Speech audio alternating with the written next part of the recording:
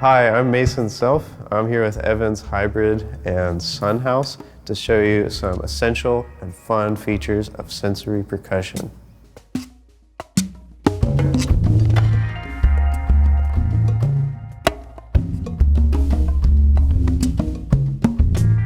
What is sensory percussion? It's like what the electric guitar did for the instrument of the guitar. It allowed people that played acoustic guitar to take their instrument in a new space, a new genre, the new sound, using the skills they already have. But it also opened up the path for pioneering a new way of playing a new instrument.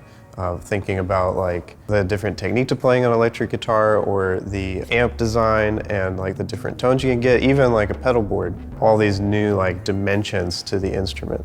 That's what sensory percussion does for drums. Unlike other electronic drum systems, sensory percussion is extremely responsive and it respects all of the nuance of your playing. You can configure that to do anything from really subtle texture that is rewarding and preserves the humanness of your playing to creating really radical worlds and taking the instrument in a direction that hasn't been done before.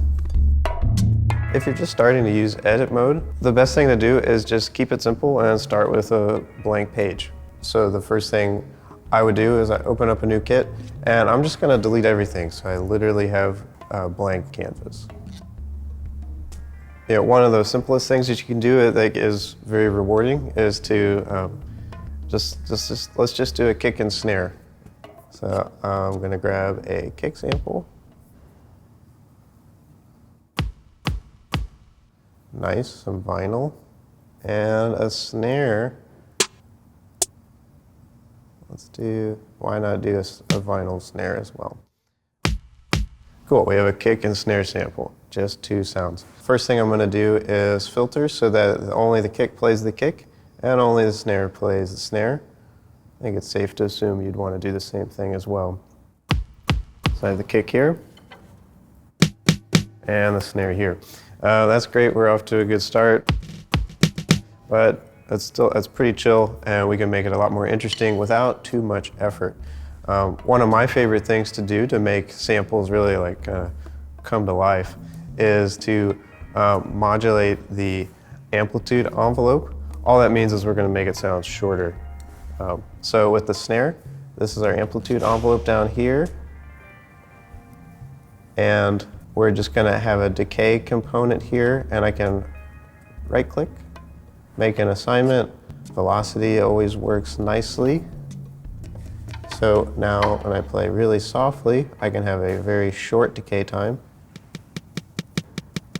And when I play harder, it opens up the sample. Really simple, easy trick that adds a lot of humanity to the experience. And let's do the same thing with the kick, because it works. So we got almost just like little clicks. And as we play harder, we get more of the sound.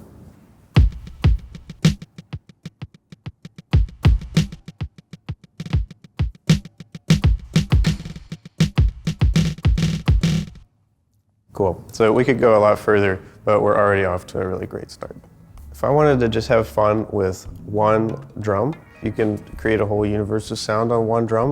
One thing I like to do is have a kick on the head of the drum, but only when I play hard, and then a snare on the rim.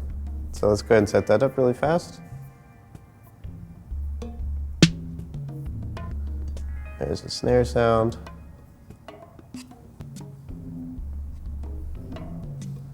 And because we're going to be zone specific, I'm going to put this in a snare pad so I can specify that I only want this sound to happen on the rim, but it doesn't happen on the head. And let's find a kick, and I'm going to drag that onto the center of the drum. And let's get something melodic in the mix. I'm going to grab this sample. It's like a little synth passage. It's a little synth phrase. And I'm going to put that on the center as well.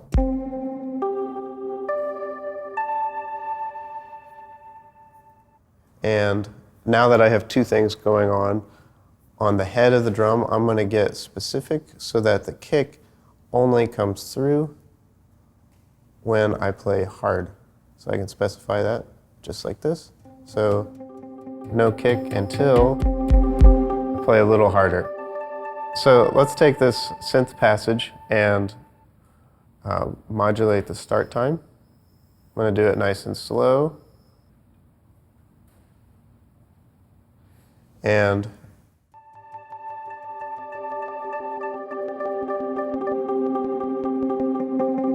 nice.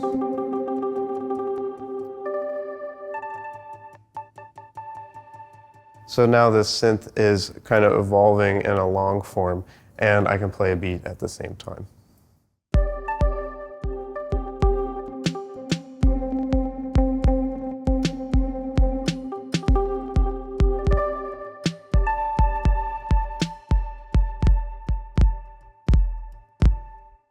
Let's set up something fun with just a kick and a snare. I'm gonna grab a kick sound, have that just come from the kick, and then I'm gonna grab a snare.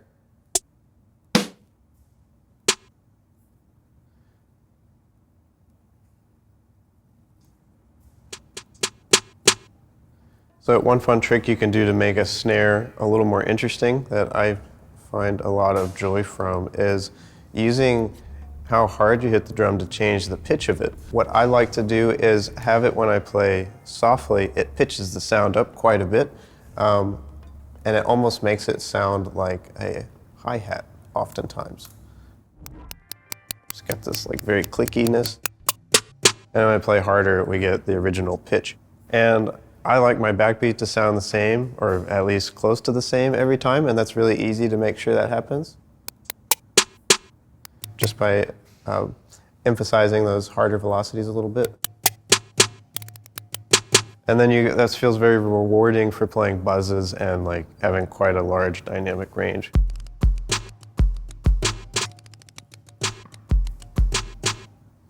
Another simple thing you can do to make this a lot more interesting is to add another layer to the sound. So let's take this kick and I'm going to turn it into a group.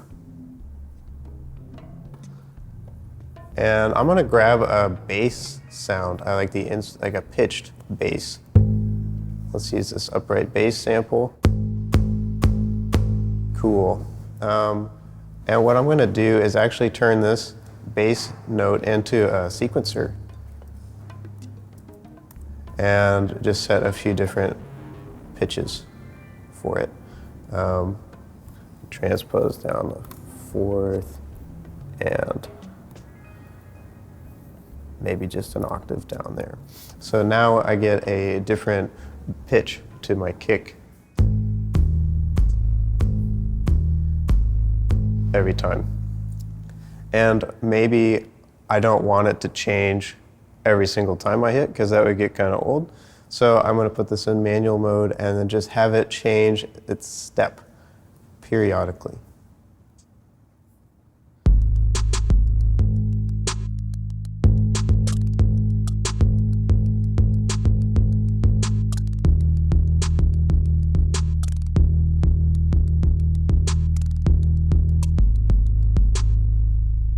One thing that sensory percussion can solve for drummers is, this is really simple, but just velocity response comes to mind.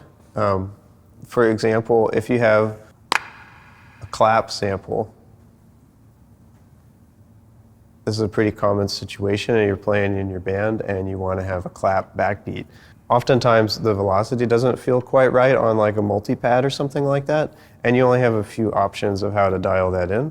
In sensory percussion, you can use velocity I/O, and you have this curve to dial in the nuance of the velocity response exactly how you want it. Maybe you want it like this. Maybe you want to emphasize those middle dynamics a little bit more.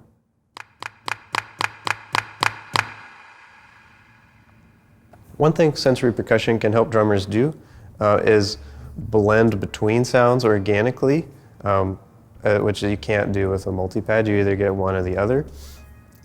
So something that we can do is train two zones on the head, the center and the edge, so that as I play from the center going out to the edge, we can smoothly transition between sounds. So when you're training a drum, something I like to do is only train the zones that you plan on using, just to keep it simple. So I went into manual mode here, and I can start over with, I'm just going to train the center and the edge. And we get this nice training guide here, giving you an idea of how many more hits you should give. I'm just going to play naturally, however I think I'll be playing, whatever feels good. And I'm close to the recommended mark.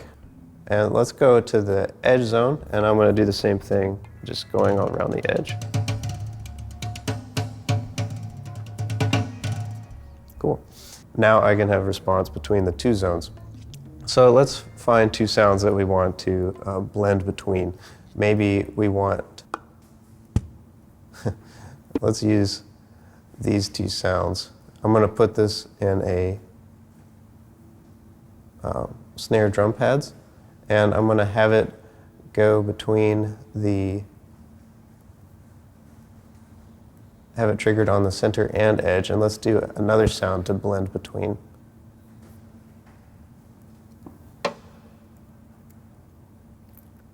So I just shift-clicked on these zones so that that creates a blend. And then now, as I play in the center, I mostly get the cajon. And as I move towards the edge, I get the bongo.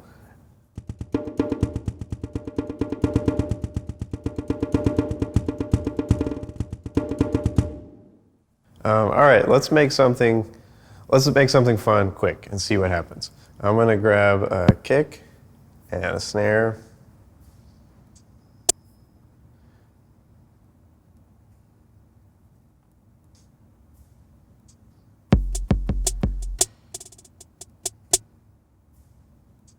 And we're gonna use the velocity trick and to make this a little expressive, a little more expressive.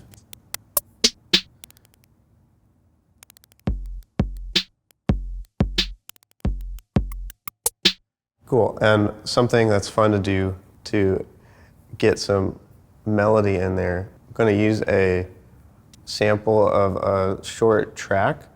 I'm not sure what this is going to sound like, but I think it'll be fun.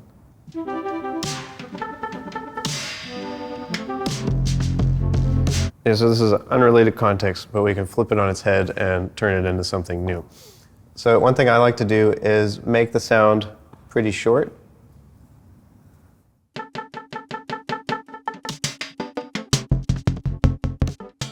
And if we scrub through the sample slowly, we get this like evolving texture over time. So I'm going to do that with a ramp, nice slow ramp.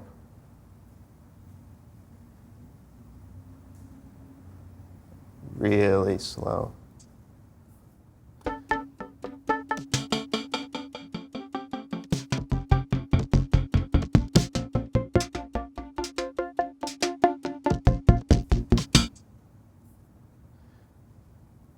Give it a little bit of space.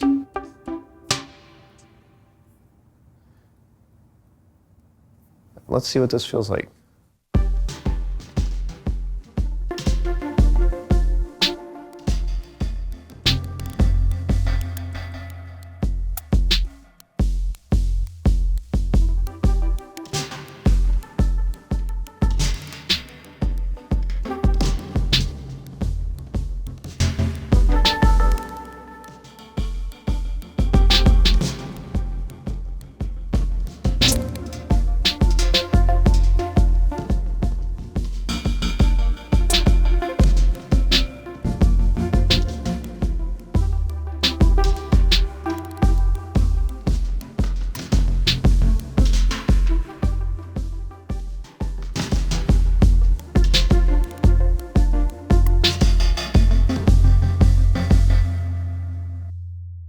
It is very easy to connect sensory percussion to other software or hardware. MIDI is a really common way to do that, and let's just go ahead and do it really quick. We can use a note generator, and you can pick a drum to send it from. Let's just do the snare. I picked the MIDI note that we want to send out. The important thing to note here is that we're sending it out of a MIDI output, and since I'm just going to send it to another software on my computer, I'm using a virtual MIDI port. That's what this is right here, the IAC bus. And let's pick a DAW to do. Let's do it in Ableton Live. Okay, so let's just grab some soft synth. And this is a virtual instrument you can play with MIDI. So I can just set up this track to receive MIDI from the virtual MIDI port, the IAC bus. And now we're playing a synthesizer. You can do the exact same thing in Logic. And we can just specify what the MIDI input is. So we're going to use that IAC bus again. So on this electric piano, I set up, we can just specify the IAC bus to be the MIDI input. And there we go. We're playing the piano.